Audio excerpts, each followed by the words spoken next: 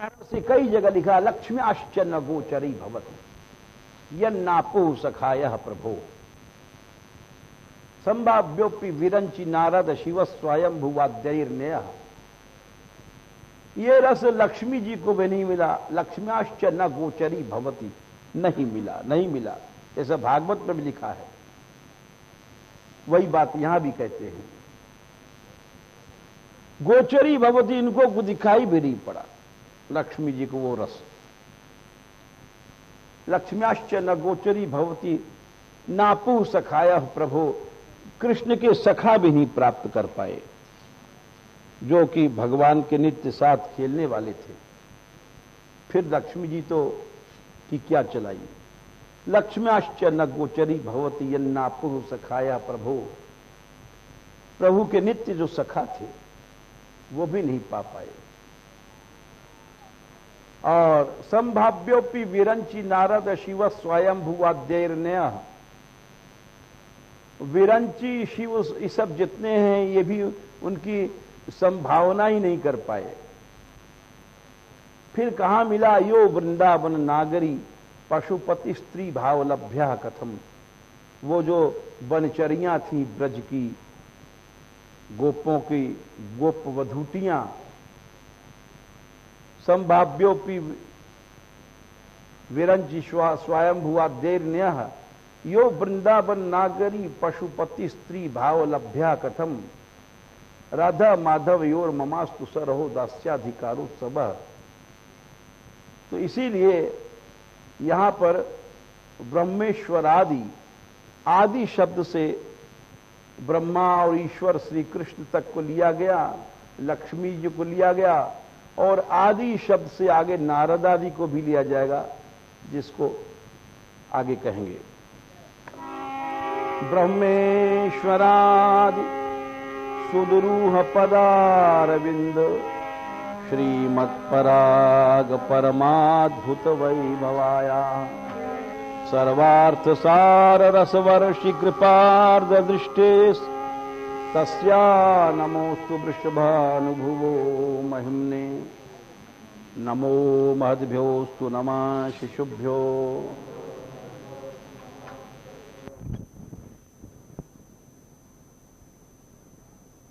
अधिक शोभा और पराग से युक्त जिनका वैभव है,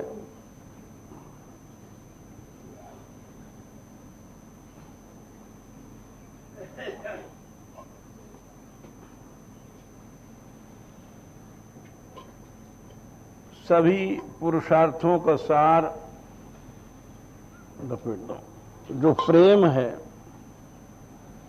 उसका भी सार जो रस है, उसकी वर्षा जिनकी कृपा दृष्टि किया करती है, उन वृषभान नंदिनी की महिमा को नमस्कार है। ये दूसरा श्लोक चल रहा है, इसमें ब्रह्मेश्वरादि का अर्थ चल रहा है। पहले तो ब्रह्मा जी के लिए बताया कि श्री राधिका रानी के चरण उनके लिए कैसे दुर्लभ है, और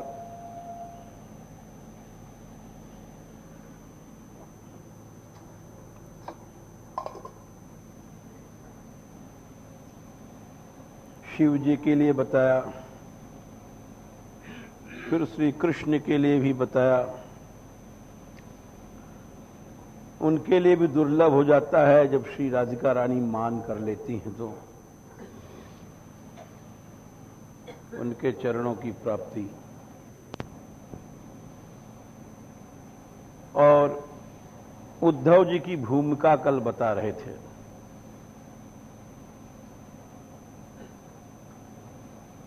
हमने ये भी बताया था कि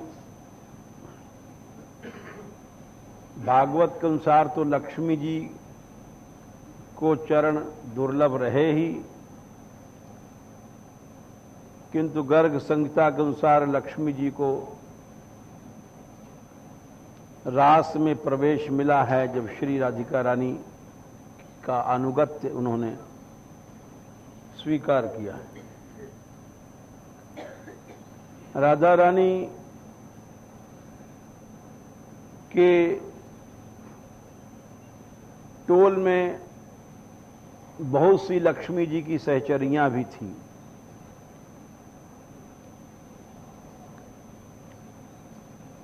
कई वैकुंठ हैं, रमा वैकुंठ, ऊर्ध वैकुंठ, महावैकुंठ।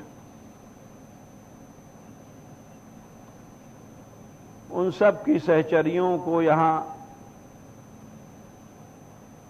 ब्रज में वरदान से गोपी भाव मिला।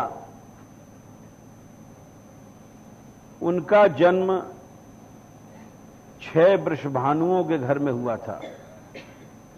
वृषभान कई थे, जैसे नंद 9 थे, वैसे वृषभान भी कई थे। वृषभान और नंद एक उपाधि समझो। तो उनके वृषभानुओं के घर में लक्ष्मी जी की सहचरियां सब उत्पन्न हुई, और जो वैकुंठ में रस नहीं प्राप्त हुआ था वो उनको यहां ब्रज में मिला। ऐसा पौराणिक ऐसी कथाएं मिलती हैं। और इसमें ये बात पुराणों से भी प्रमाणित है, भागवत से हमने कई दिन से प्रमाण दिए इस विषय में। इसके अतिरिक्त इनके यहां श्री संप्रदाय में भी षठकोप स्वामी हुए हैं, उनको भी माधुर्य भाव की उपासना प्राप्त भई है।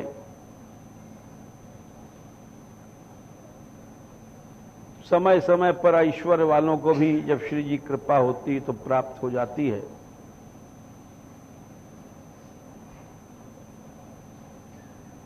और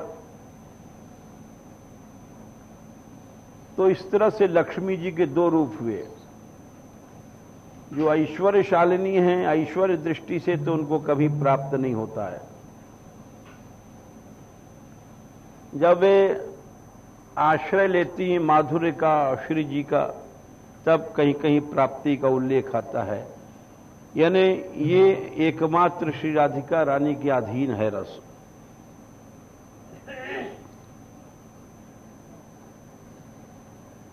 श्री लक्ष्मी जी स्वयं भक्तों की बड़ी सहायता करती हैं। उनकी प्राप्ति के बाद भी इस रस की प्राप्ति दुर्लभ है। जैसे एक उदाहरण देते हैं, ये भक्तमाल का उदाहरण है।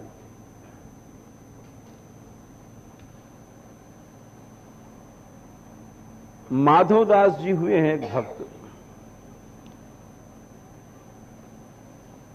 बड़े प्रसिद्ध भक्त हुए हैं।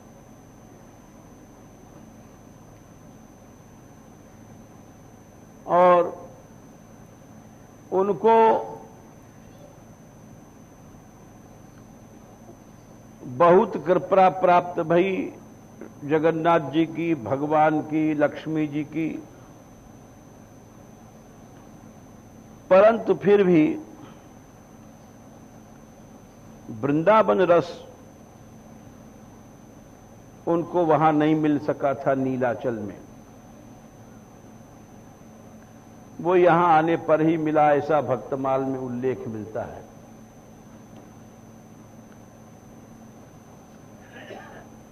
माधवदास जी के चरित्र में एक बड़ी विशेष बात यह है कि वो गृहस्थ थे,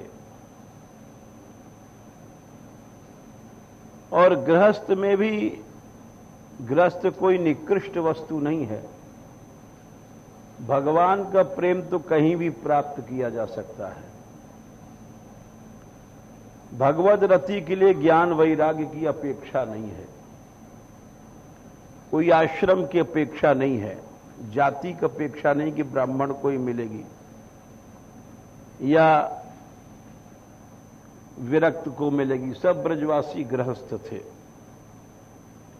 केवल मात्र एक प्रेम ही चाहिए, हृदय की लगन, और वो नहीं है तो फिर साधु भी बनने पर कुछ नहीं है। क्योंकि भागवत में बात पहले कह दी गई है, धर्म स्वनिष्ठिता पुंसाम विश्वक्सेन कथासु च नोत्पादे यदि रतिम श्रम एव ही केवलम।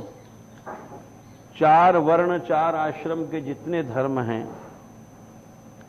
यदि उनके पालन करने के बाद भी भगवान में रति नहीं भई तो सब धर्म श्रम हो गए। श्रम माने जैसे कोई मेहनत करता है, बैल कितना मेहनत करता है खेती में, लेकिन वो बुद्धिमान नहीं कहा जाता। 4 वर्ण 4 आश्रम हैं, ब्राह्मण क्षत्रिय वैश्य शूद्र 4 वर्ण हैं, 4 आश्रम हैं, ब्रह्मचारी गृहस्थ वानप्रस्थ सन्यासी। 4 वर्ण 4 आश्रम हैं। यदि किसी ने, ब्राह्मण ने ब्रह्म धर्म का पालन ही कर लिया, क्षत्रिय ने अपना किया, और सब आश्रमों में ब्रह्मचारी ने अपना किया, गृहस्थ ने अपना किया, वानप्रस्थ ने अपना किया, सन्यासी ने पूर्ण वैराग्य ज्ञान इत्यादि धारण किया, किंतु भगवान में रति नहीं है तो श्रम मात्र है केवल। एक गृहस्थ थे, इनकी स्त्री धर्मात्मा थी और पुत्र भी हुआ। भक्त तो थे ये प्रारंभ से ही। स्त्री का स्वर्गवास हो गया, एक दिन लीला समाप्त हो गई उसकी। ये घर में विचार करते रहे।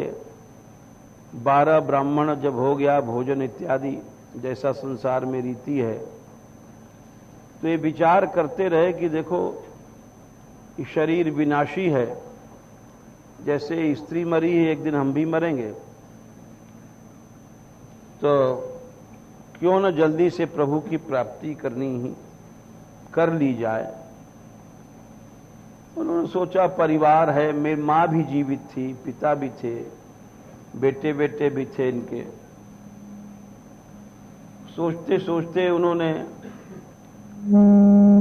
एकदम से विचार ऐसा आया कि पालन तो प्रभु करता है, जीव तो केवल एकमात्र मूर्खता में समझता है कि हम पालन कर रहे हैं, पालन प्रभु करता है। और यही एक जीव का ज्ञान है, और यह ज्ञान छूटता ही नहीं, मर जाता है लेकिन अज्ञान नहीं छूटता है। उठे रात को सब छोड़ छाड़ के चले गए बहुत दूर। कान्यकुब्ज ब्राह्मण थे यहां से, और नीलाचल जगन्नाथ जी चले गए, बहुत दूर की, जहां कोई घर का पहुंचे ही नहीं। घर छोड़ना एक अलग बात है और भगवान का आश्रय लेना अलग है। दोनों में अंतर बहुत है। बाहर से तो फर्क नहीं दिखाई पड़ता है, लेकिन भीतर से फर्क कितना है, जमीन आसमान का है। भगवान का आश्रय लेना एक अलग बात है, और आश्रय अगर नहीं है तो घर छोड़ने से कोई लाभ नहीं है। वो तो घर छोड़ करके खाली एक भिक्षुक मात्र बन गया, पेट पालन करता रहा। प्रश्न है कि आश्रय कितना है। आश्रय अगर सही है तो चमत्कार है, आश्रय अगर नहीं है तो कुछ नहीं है। ये गृहस्थ थे, स्त्री मरी थी, लेकिन इनको 3 दिन में सिद्धि मिल गई। ये चमत्कार देखिए। लोग जाने कितने जन्म लगाते हैं और क्या क्या अनेक जन्म चले जाते हैं, 1-2 जन्म नहीं। और यहां तक लिखा है कि लाखों लाखों जन्म चले जाते हैं, आश्रय सिद्ध नहीं होता है। जब जीव चलता है तो माया एक ऐसा टांग मार देती है कि आश्रय गड़बड़ा जाता है। किसी आदमी का दोष नहीं है।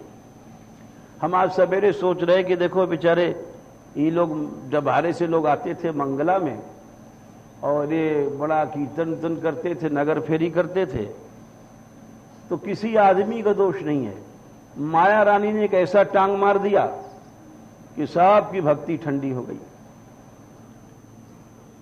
आदमी का दोष नहीं है। तो माया के जाने कितने रूप हैं। माया, अरे जीव कैसे भजन कर सकता है। मैं अभी उतर रहा था, जब भी कह रहा था इनसे कि ये बहुत बड़ी कृपा है कि हम लोग 4 नाम निर्विघ्न ले रहे हैं। इस कृपा को हम तुम समझ नहीं सकते। नहीं तो एक झापड़ लगाती है माया, सब भजन फजन नष्ट हो जाता है, सारा प्रयत्न ठंडा। ये विचित्र माया के खेल हैं।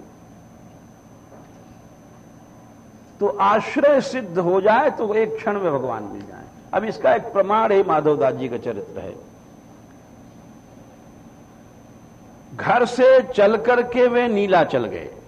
देखिए 3 दिन में उनको सिद्धि मिलती है और यहां 50 वर्ष की बात होती है। यहां से जब वो नीलाचल पहुंचे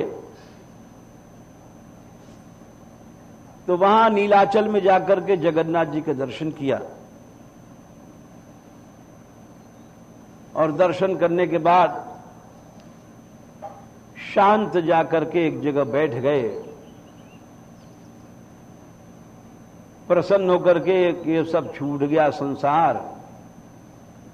बेटे बेटे थे, हालांकि माँ बाप भी थे, सब थे। आज हम निश्चिंत होकर के, निश्चिंत से मतलब कि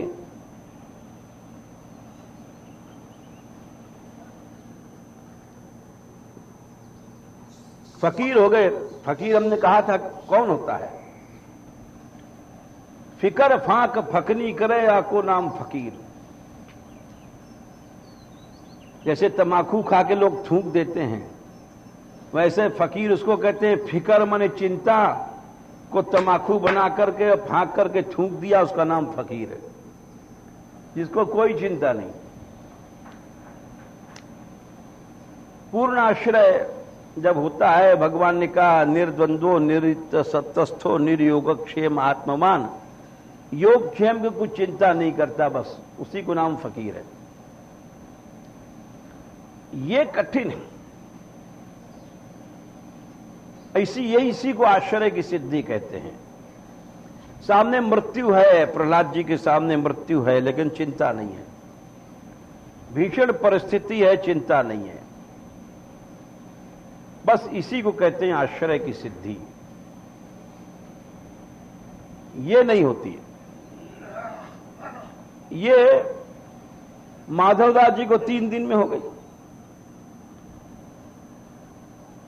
हम तो आश्चर्य करते हैं, वो 3 दिन तक बैठे रहे, कहीं नहीं गए, न भिक्षा न भिक्षा।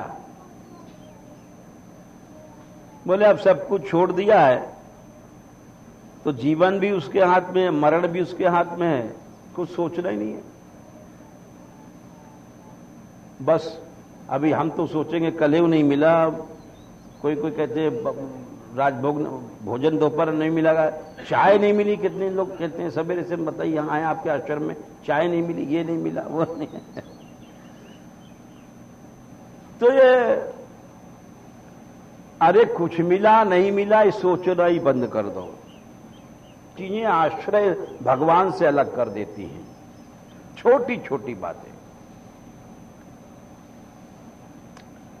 3 दिन 3 रात बीत गए, कुछ नहीं खाया और भगवान के चिंतन में मस्त रहे। अब प्रभु ने कहा, जगन्नाथ जी ने लक्ष्मी जी से कि अरे वो अपना कागज आप कल नहीं आए, ले जाओ। अच्छा हाँ ठीक है, दे देना पीछे। हाँ तो वो लक्ष्मी जी से कहा जगन्नाथ जी ने कि ये हमारा जो रात का भोग का थाल है, सोने का थाल जिसमें सब पदार्थ भोग के रखे गए प्रभु के लिए बढ़िया बढ़िया, बोले आप ये हमारे भक्त माधवदास जी के पास पहुंचा जाओ। 3 दिन में हो गई सिद्धि। अब हमको कैसे हो जाएगी? हम सोचते सवेरे सवेरे, अब कल नहीं मिला, चाय नहीं मिली, अभी चाय का टाइम हो गया, ये नहीं हुआ, वो नहीं हुआ। ये दिमाग भी एक शैतान का कारखाना है। भगवान को तो सोचता नहीं है, ये इसे में आदमी रहता है। वो एक जैसे इस शैतान का वर्कशॉप है दिमाग। जब बस बिगड़ जाती है वर्कशॉप में चली जाती है, वहां फट फुट फट होता रहता है। वैसे दिमाग है अपन, ये वर्कशॉप है। ये नहीं हुआ, वो नहीं हुआ, वो आया, ये नहीं हुआ। कोई कह रहा है वहां अमेरिका में क्या हुआ, कोई कहता है वहां बम फट गया, कोई कहता है वहां हुआ। ये सब शैतान का वर्कशॉप है। आश्चर्य सिद्धि कैसे हो? 3 दिन 3 रात वो एकदम अखंड चिंतन में रहे। तो भगवान ने कहा लक्ष्मी जी से कि ले जाओ ये थाल, हमारा भक्त भूखा है। तो लक्ष्मी जी चली रात में, लक्ष्मी जी चली थाल लेकर के। ये क्या है? ये आश्रय की सिद्धि है। उन्होंने जब परिवार छोड़ा था तो ऐसा नहीं छोड़ा कि जैसे हम लोग छोड़ते हैं। हम लोग छोड़ेंगे तो याद करेंगे हमारा ये मकान था, हमारा ये परिवार था, और ये था, वो था। दुनिया भर की लोग तारीफ भी करते हैं, हमने ये लाख इतना त्याग किया।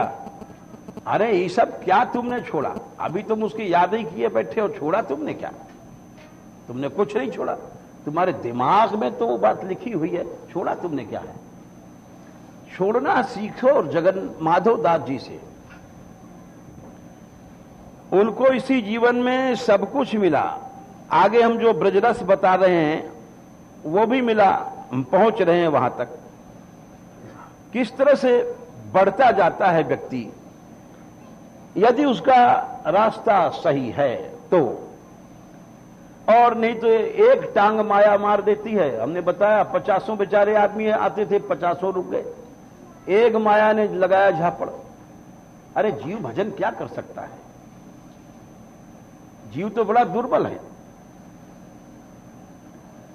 लक्ष्मी जी चली वहां से थाल लेकर के, और जहां वो बैठे थे एक फूटी सी कुटिया थी खाली पड़ी, तो वो बैठे थे ध्यान लगा करके। 3 दिन 3 रात हो गए, न खाना न पीना, अखंड रूप से चिंतन में, भगवान के चिंतन में।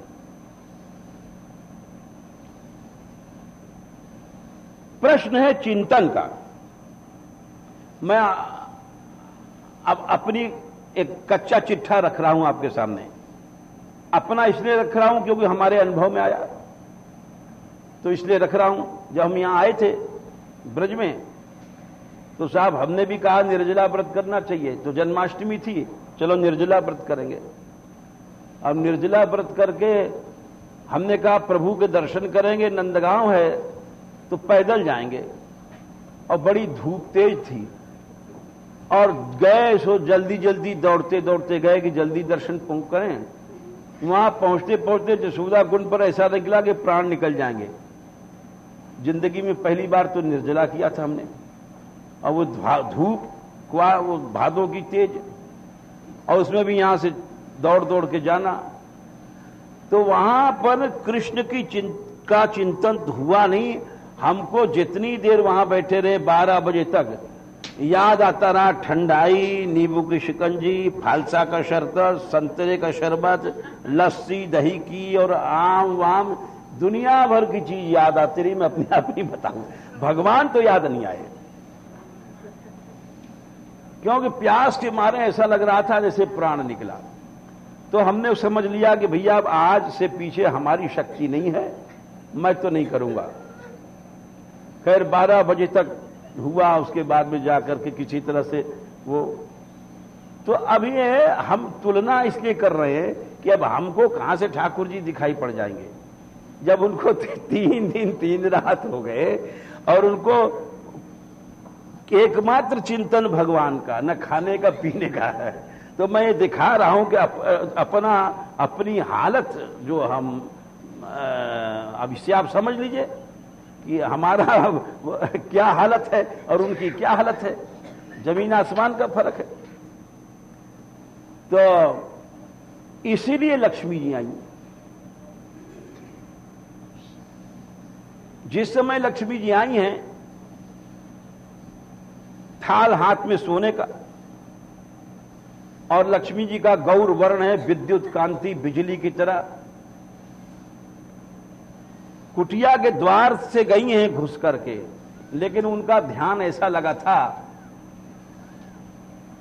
ध्यान में ऐसे डूबे थे कि लक्ष्मी जी आई, थाल को रखा उन्होंने, सोने का थाल, सब 56 भोग का, और वहां से लक्ष्मी जी चली गई। बस उनको आंख बंद करते में ऐसा पता पड़ा कि बड़ी चमचमाहट हो रही है, बड़ी चमचमाहट हो रही है, बस इतना ही पता पड़ा। लेकिन उन्होंने फिर भी उनका ध्यान उसी में लगा रहा। इसको कहते हैं आश्रय की सिद्धि। ऐसा एक क्षण भी नहीं होता यहां तो अपना मन, और मैं जो कुछ कहता हूं सच्चे मन से कह रहा हूं। अभी सवेरे पहुंचे, कोई लोग बोले आपका बहुत समय लिया, हमने कहा हमारा सारा समय पानी में चला गया, जिंदगी, कोई भगवान तो मिले नहीं अभी तक भैया। इसे हम सोचते हैं कि माधव जी दास जी को 3 दिन मिल गए, यहां 50 साल हो गए, कुछ नहीं हुआ, तो जिंदगी बेकार है। तो लक्ष्मी जी थाल रख करके जब चली गई, तो लक्ष्मी जी ने विचार किया, ये तो माधवदास बैठो ही बैठो है, जैसे मैं आई और जैसे चली गई, या ये तो ध्यान बावड़ो है।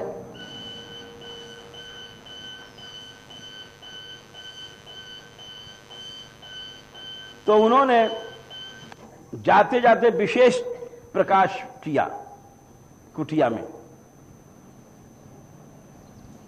जब विशेष प्रकाश किया एकदम, तो वो तो चली गई, उनकी आंख खुली। उन्होंने आंख खुलने पर देखा सोने का थाल, और उसमें तमाम माल, लड्डू फड्डू सब जैसे भोग का होता है, दिव्य पदार्थ। ये नहीं सोच पाए कि लक्ष्मी जी आई थी, ये नहीं सोच पाए। आश्रय की सिद्धि क्या है, या लीला की अनुभूति क्या है, इसी को कहते हैं भावना की सिद्धि।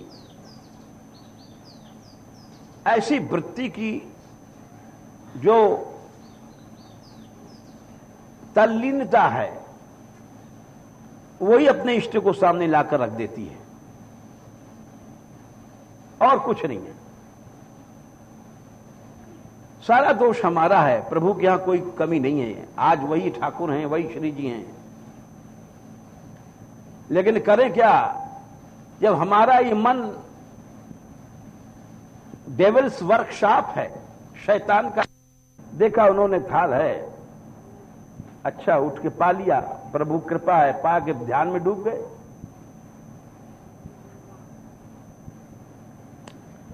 अब पुजारी लोग सोचते हैं कि सोने का थाल कहां गया। इस मंदिर में सोने का थाल था, सवेरे लगे ढूंढने, सब भाई चोरी हो गई, चोरी हो गई, सोने की थाल, सोने की कटोरी, सब काम सोने का। जा करके वहां एक ने कहा, अरे वहां थाल तो ऐसा लगता है एक फूटी सी कुटिया में बाबा जी सा बैठा है, हमको तो लगता है वहां है थाल। क्या पुजारी लोग गए, पहचान लिया, ये उसी तरह ध्यान में बैठे थे। अरे उन्होंने कही बड़ा ढोंगी है, आंख बंद करके ध्यान लगाता है, थाल चुरा लाया, कटोरी लाया चुरा करके, गिलास चुरा करके लाया, अब बगला भगत यहां कैसा आंख बंद करके ध्यान लगा रहा है। ले चलो इसको पकड़ के। और तो ध्यान लगा रहे से एक ने आकर के पुजारी ने एक मारा गर्दन पर था। वो हृष्ट पुष्ट होते हैं, हाँ खींचते घसीटते ले गए।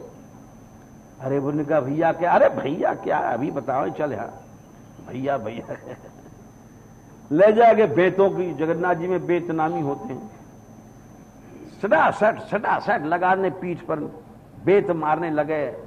अब लग पड़े ढूंढने वो लोग, क्योंकि वो तो भाई ये अपना बैठे पिट रहे हैं और जगन्नाथ जी का ध्यान कर रहे हैं। इसको कहते हैं। अब क्यों ना ऐसी स्थिति में प्रभु आवे। अभी हमको तो कोई तू कह देगा, उसी में हमारा सब ज्ञान भक्ति सब नष्ट हो जाएगा कि मेरी नाक काट दिया, मेरी बेइज्जती कर दिया, मुझको ऐसा कर दिया, मुझको वैसा कर दिया। बेत पढ़ रहे हैं सैकड़ों और प्रभु के ध्यान में हैं। ये सब बातें हैं जो सच्चा भक्त बनाती हैं और प्रभु को सामने बिठाल देती हैं, ला करके सामने खड़ा कर देती हैं। और पीट कूट करके धक्का देके भगा दिया उनको। वो वहीं एकांत में जाकर फिर प्रभु को ध्यान करने लग गए। न किसी से रोना है, न शिकवा है, न गिला है, न चिल्लाना है। सैकड़ों बेत पिटे, लेकिन फिर भी जाकर के वही प्रभु के ध्यान में। अब जब जगन्नाथ जी को स्नान कराने के लिए पुजारी लोग जब चले, वहां उबटन लगाते हैं, प्रभु को स्नान कराते हैं, तो क्या देखा? प्रभु भगवान के पीठ पर सैकड़ों बेतों का निशान और खून से हो रही पीठ एकदम। अरे उन्होंने कहा ये प्रभु कोई का, ये कैसे घाव हो रहे हैं? तो वहां जगन्नाथ जी ने कहा कि तुम लोगों ने हमें पीटा है, ये तो तुम लोगों ने पीटा है ना। भगवान बोले प्रभु हमने आपको कहां पीटा? हमने तो उस चोर को पीटा था जो सोने का थाल चुरा के ले गया।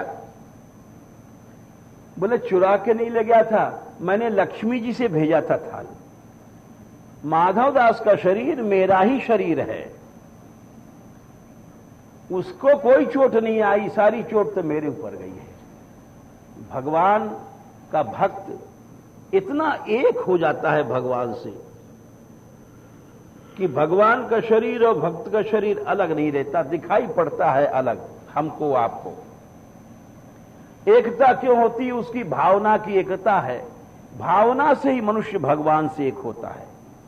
नहीं तो दिन रात मंदिर में रह करके भी और मूर्ति के सामने खड़े हुए कहते हैं चढ़ाया 5 रुपया, या 10 रुपया चढ़ा, 10 रुपया में पेड़ा का भोग मिलेगा, 20 रुपया चढ़ा तो इसे ये मिलेगा, 50 रुपए में राजभोग मिलेगा।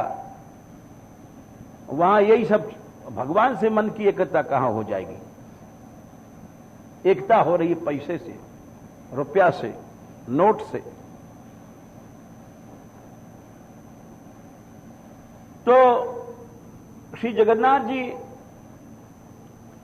ने कहा माधवदास जी से कि तुम हमारे मंदिर में रहो। इतनी बड़ी कृपा। अच्छा, अब भगवान देखो, भगवान भी माया फैलाते हैं। माया तो माया फैलाती है। भगवान भी जब बहुत प्यार करते हैं तो बड़ा गड़बड़ हो जाता है। उन्होंने ठाकुर जी ने कहा तो हमारे मंदिर में रहो, रात में वहीं सो जाते। अब उनसे कोई पुजारी मना नहीं करता था। तो उन्होंने देखा यहां तो बड़ी प्रतिष्ठा बढ़ गई, हमारी बड़ी प्रतिष्ठा बढ़ गई, और प्रतिष्ठा ही विषय है। हम लोग कथा में कहते हैं प्रतिष्ठा शुक्री विष्ठा, लेकिन खुद ही सुअर की टट्टी खाते हैं। प्रतिष्ठा का हर व्यक्ति लोलुप है। 24 घंटा मान सम्मान, जहां बैठने उठते चलते फिरते हमेशा आदमी अपनी प्रतिष्ठा को सोचता रहता है, और भगवान का भक्त अपनी प्रतिष्ठा को नष्ट करता है। इससे देहाध्यास घटता है। इस शरीर का जितना सम्मान तुम करोगे उतना ही तुम्हारा देहाध्यास बढ़ता जाता है, और इस कारण से मनुष्य सदा भगवान से दूर रहता है। ये शरीर ही तो है। गोसाई जी ने कहा है कि जीव तबते हरिते बिलगान्यो, जबते देह गेह निज जान्यो। हमारे और भगवान के बीच में शरीर की दीवार है। इस शरीर की दीवार छोड़ दो भगवान सामने।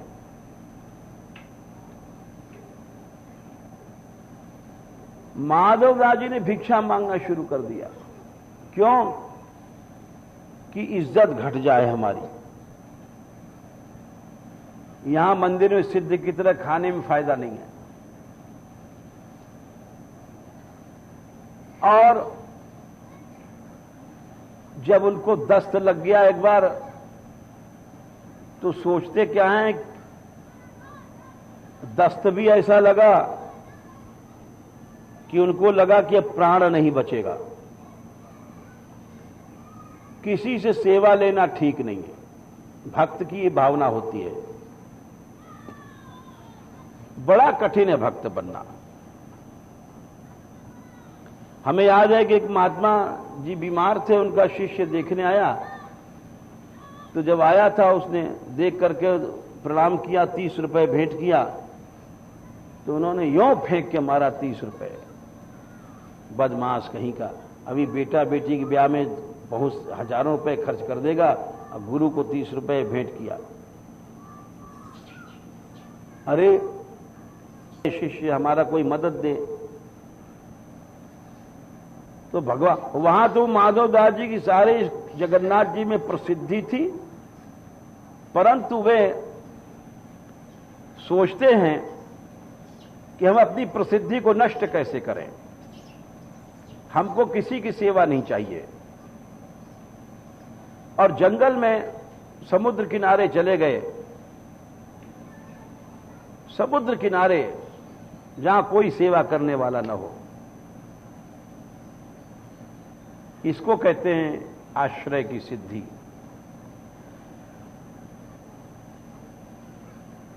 वहां जाकर के इतना दस्त हुआ कि बेहोश हो गए।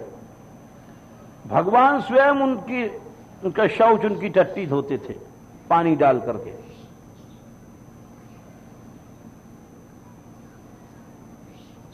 अंधेरी रात समुद्र के किनारा, कितना जोर से गर्जना समुद्र की होती है जगन्नाथ जी की। रात को उनको कुछ चेतना, होश हुआ। क्या देखते हैं कि लड़का पास में खड़ा है, उनकी टट्टी धो रहा है। जब होश हुआ तो सोचते हैं कि रात को ये लड़का यहां कहां से आ जाएगा, समुद्र किनारे लड़का क्यों जाएगा डर के मारे।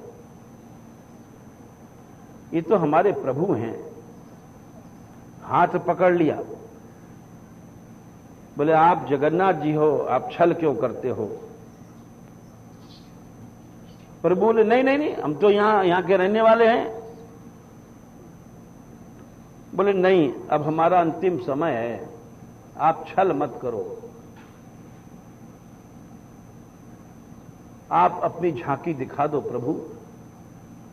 वो आए थे इसीलिए झांकी दिखाया। वहां पूछा है माधवदास जी ने कि प्रभु आप ने हमारा गंदा शरीर धोया, मलमूत्र, हमको बड़ा कष्ट है, ऐसा आपने क्यों किया। बोले दो कारण है। एक तो ये कारण है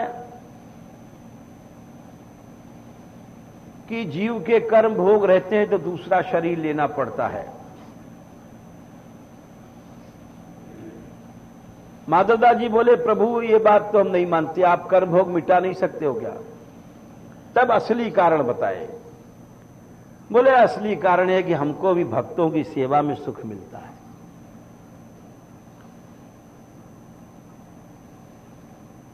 अरे हम एक पैसा भगवान की सेवा करते हैं तो भगवान करोड़ों गुना हमारी सेवा करता है।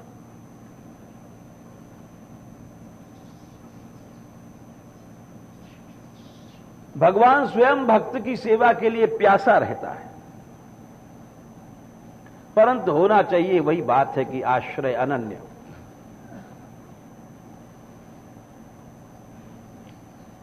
और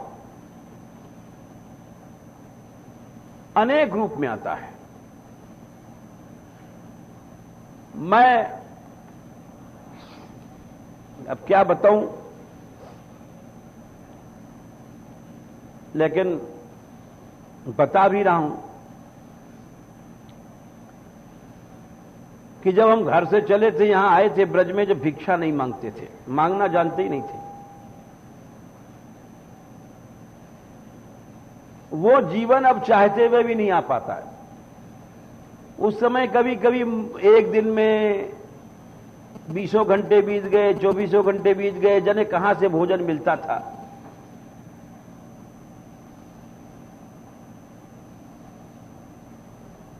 और ऐसी सी घटनाएं भई उस जीवन में जिसकी याद आती है, चाहते हुए भी वो जीवन नहीं हम कर पाते। ईश्वर दूर नहीं है,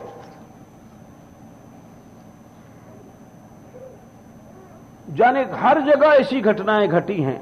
आपको मैं बता रहा हूं, यहां से नंदगांव गया तो मैं भिक्षा तो मांगते ही नहीं था। हमें याद है कि ललिता कुंड पर हम बैठे कृष्ण कीर्तन कर रहे हैं, श्री कृष्ण गोविंद हरे मुरारे। उन दिनों उस पार, अब नहीं, वहां ललिता कुंड पे आज से ठीक 45 साल पुरानी बातें हैं, महात्मा 2-3 रहते थे, अब तो वहां कोई नहीं रहता है। वो हमारा कीर्तन सुनकर रात 12 बजे हमको लेवाने आए अपनी कुटिया में और ले गए, उन्होंने भोजन दिया। जब जब भोजन मिलता था बहुत रोते थे हम। गिरिराज जी चले गए, परिक्रमा दे रहे थे, जाने कब के भोजन किए भय थे। राधा कुंड की ओर जा रहे थे तो एक जाने अब यादें आती हैं बातें कि वो कौन थे, क्या थे, जब अकल खराब थी। एक सामने देखा बुढ़िया जा रही है, बल्लभ कुल की रही, सिर पर झांपी जी, यानी ठाकुर जी लेकर परिक्रमा करते हैं, उसको झांपी कहते हैं, और ऐसे थक रही थी, लड़खड़ा रही थी। हमने देखा, हमने कहा मां तू ये क्या है तेरे मूड पर? तो बोले ये ठाकुर जी है। तो हमने कहा तुम थक रही हो, हम ले लें? अरे तू तो गोपाल आ गया है, हमारे ठाकुर जी गिरने वाले थे। अच्छा ले। अब देखिए अब क्या सत्य है क्या असत्य है, ये हमारे साथ घटना घटी, हम बता रहे हैं। वो भी रो रही है कि गोपाल तू गोपाल ही है, मैं अभी गिरने वाली थी। और ऐसा कौन है इस गिरिराज जी में? कोई नहीं था उस समय, भीड़ भाड़ दोपहर का समय, ये तो आप बहुत भीड़ होने लग गई। हम उसके ठाकुर जी को वहां राधा कुंड तक ले गए, महाप्रभु जी की बैठक पर रख दिया। हमने कहा अच्छा मां जाते? नहीं नहीं बैठो बैठो। भीतर से गई, महाप्रभु जी का खूब पत्तल लाई प्रसाद भर के, हमको दिया। हम भी रोने लग गए कि ये देखो ये भी क्या प्रभु की लीला है, जाने कब के हम खाए थे। और जब पार आ चुके तो लाई रुपया देने हमको। हमने कहा हम रुपया नहीं लेते, तो फिर गिर पड़ी और पांव में, तो तू गोपाल ही अपना स्वरूप क्यों नहीं दिखाता है? अब हम कहें हम गोपाल नहीं है भाई। हम समझ रहे ये भी श्री जी है, वो समझ रही गोपाल है, चक्कर फंस गया उसमें।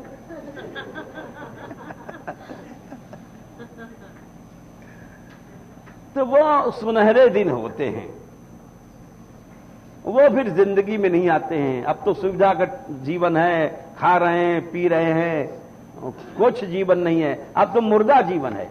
वो जीवन अलग होता है। हमने इस बात पर सुनाई कि जैसे माधवदास जी थे, 3 दिन तक कुछ नहीं खाया तो लक्ष्मी जी गई। अरे अनन्य आश्रय होना चाहिए, प्रभु दूर नहीं है। ये सब बातें जानते हुए भी जाने क्या प्रभु की लीला है कि वो जीवन हम व्यतीत नहीं कर पाते हैं। और कभी कभी हुड़क भी आती है। एक बार हम मानगढ़ से 2-3 साल भाई चले गए तो सब यहां के लोग ढूंढने पहुंच गए, वहां लगे रोने सब ये लोग। अब ले आए यहां, अब चलो भाई यहां ब्रजवासी लोग प्रेम करते हैं, चलो इनकी सेवा करते हैं, चले आए। लेकिन वो गए थे तो उस आशा से कि अब इसी तरह से, लेकिन वो सब मामला ठंडा हो जाता है। ऐसे बड़े सिद्ध माधवदास जी, अब देखिए ब्रजरस की बात जो चल रही थी, फिर भी ये रस उनको नहीं मिला। ये इतना दुर्लभ रस है। और कब मिला? ये जो ब्रह्मेश्वरादि सुदुरू मने ऐसे से भक्तों को भी ये रस नहीं मिल पाता है। वहां बैठे बैठे जब श्री कृष्ण कृपा होती है, वो सोचने लगे वृंदावन चलें। यहां नीलाचल जगन्नाथ जी में रहते रहते और वहां चल करके वृंदावन की महिमा कि वृंदावन की कुंजों में चलेंगे जहां अद्भुत रस बरसता है, जहां उस अनंत कोटि ब्रह्मांड नायक भगवान का मधुरतम रूप है, प्रेममय रूप है, जहां नित्य रास है, विलास है,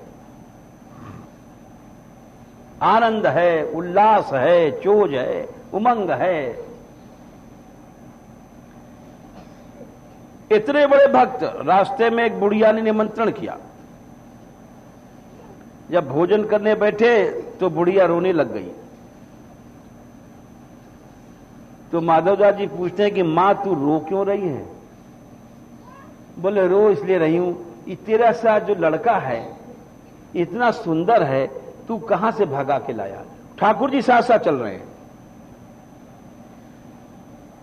ठाकुर जी साथ साथ चल रहे हैं, इतने ऊंचे भक्त। अरे लड़का मेरे पास कहां है मियां? बैठा तो था अभी अभी।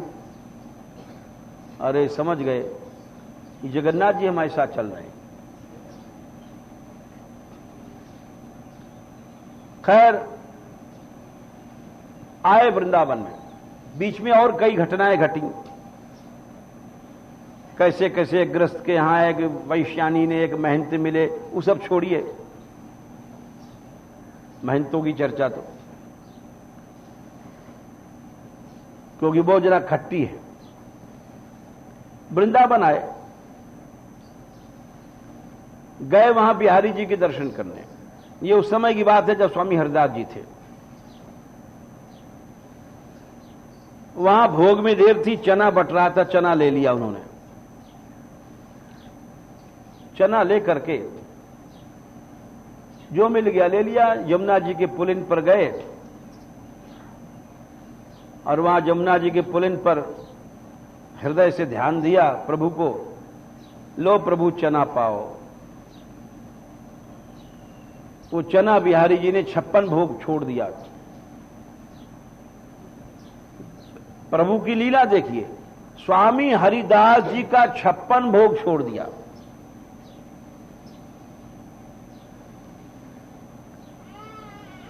इतनी ऊंचाई पर हैं लेकिन अभी ब्रजरस नहीं मिला है। यह रस इतना कठिन है। ये आदि शब्द का अर्थ बता रहे हैं, ब्रह्मेश्वर आदि। आदि माने इतना ऊंचा भक्त बन जाओ, फिर भी यह रस इतना दुर्लभ है। बिहारी जी ने उनके लिए 56 भोग छोड़ दिया। ये वो रस है। स्वामी हरिदास जी ने ध्यान धरा कि आज बिहारी जी प्रसाद नहीं, आज भोग नहीं लगा रहे, क्योंकि उनको दिखाई पड़ता था जब ठाकुर जी पाते थे। बोले अरे ये क्या हुआ, आज बिहारी जी कहां? और लोगों को कुछ पता नहीं, और लोगों को तो जैसे घंटी घनघना दिया, भोग रख दिया, थोड़ी देर में अपना घंटी घनघना दिया, वो सार दिया। और वहां तो उनको साक्षात अनुभव होता था।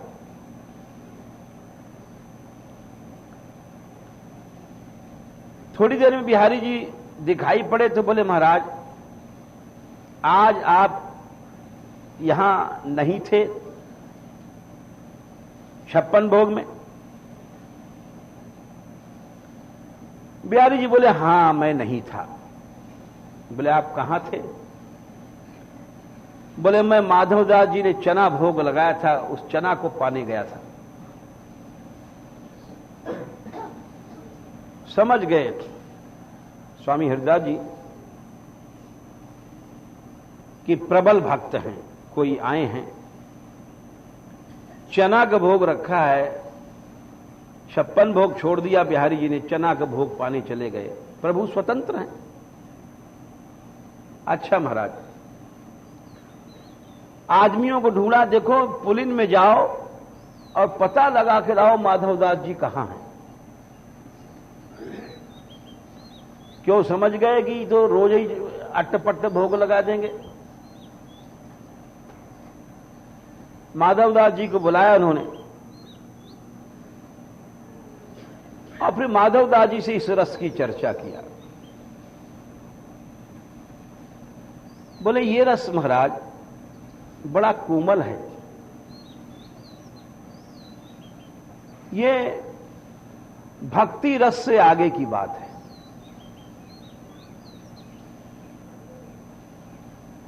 ये बड़ा कोमल रस है।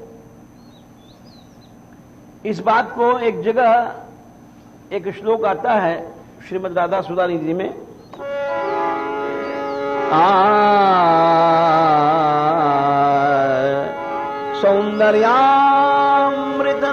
सौंदर्यामृतनाश रदभूत महालावण्य लीला कला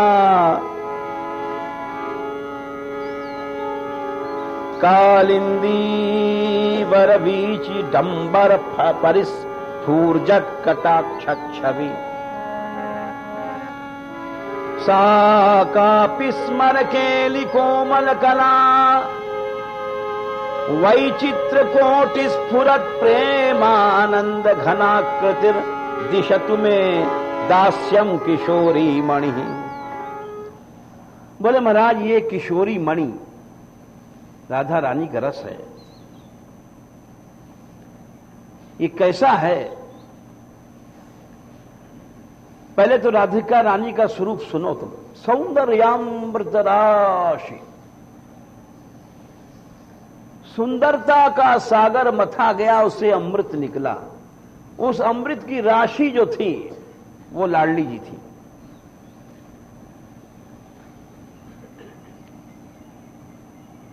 दिव्य सुंदरता जो अप्राकृत है उसकी बात कह रहे हैं। सौंदर्यामृत, उस सुंदरता को मथने पर अमृत निकला। उस अमृत का समूह लाडली जी थी। महालावण्य लीला कला, बोले छोटा मोटा नहीं, महालावण्य लीला और कला की अद्भुत मूर्ति थी। वैचित्री, ऐसा वैचित्र आज तक कभी देखा नहीं गया, कभी भी कहीं, कि जहां ब्रह्म इतना पराधीन हो जाए, किसी अवतार में नहीं दिखाई पड़ा। इसलिए परमावधि कह दिया।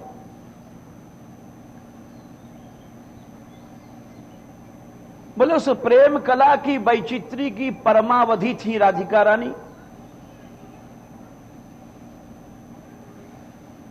सौंदर्यामृत राशि अद्भुत महालावण्य लीला कला कालिंदी। और कहते हैं, बड़ी सुंदर उपमा दिया है, वो जिस समय श्री कृष्ण सामने आते हैं तो श्री कृष्ण को देखती हैं, उनके कटाक्ष जब चलते हैं लाडली जी के, तो उपमा देते हैं कि जैसे यमुना में लहरें उठा करती हैं, नीली नीली लहरें उठती रहती हैं और गिरती रहती हैं। इसी तरह से उनके नीले नेत्र मानो यमुना की लहर के तरह उसकी विडंबना करने वाले और उठा करते हैं, कटाक्ष गिरा करते हैं। ऐसा अद्भुत सौंदर्य की विचित्रता है। सौ कालिंदी वर वीच डंबर परिस्फूर्जत कटाक्ष छवि। बोले यहां पर एक बात और है, यहां की कलाएं सब बड़ी कोमल हैं। प्रेम कोमल कलाओं से होता है, प्रेम ठूठ पने से नहीं होता है। प्रेम की जितनी कलाएं हैं बड़ी कोमल होती हैं। कोमल बोलना, कोमल देखना, कोमल रूप से बैठना। बिहारी देव जी ने लिखा है एक जगह, को गोबर थापनी को पलोटत पाए, मेरी सुहागिन लाडली बोलत हूं अलसाए। जो बोलने में भी जिनको बड़ा श्रम पड़ता है, इतनी सुकुमार है। बहुत श्याम सुंदर मनुहार करते हैं, उनको मनाते हैं जब कुछ एक दो शब्द बोल देती हैं, ऐसी सुहागिन लाडली है।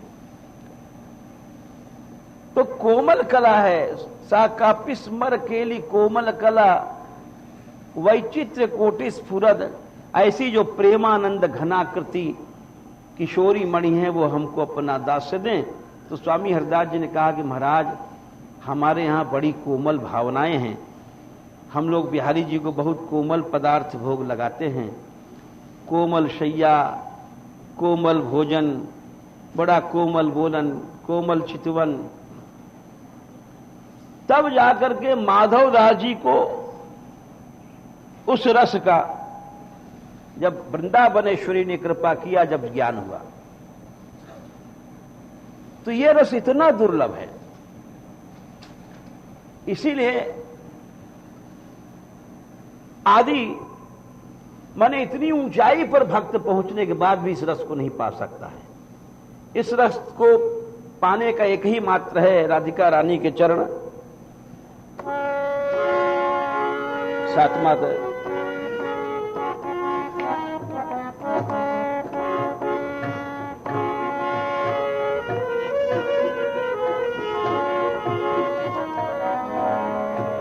भगवत रसिक जी कहते हैं का नाम, और बोले कि कुछ दिन बाद वो वार्ता भी नहीं रहती, तो दंभ का खंडन होता ही है।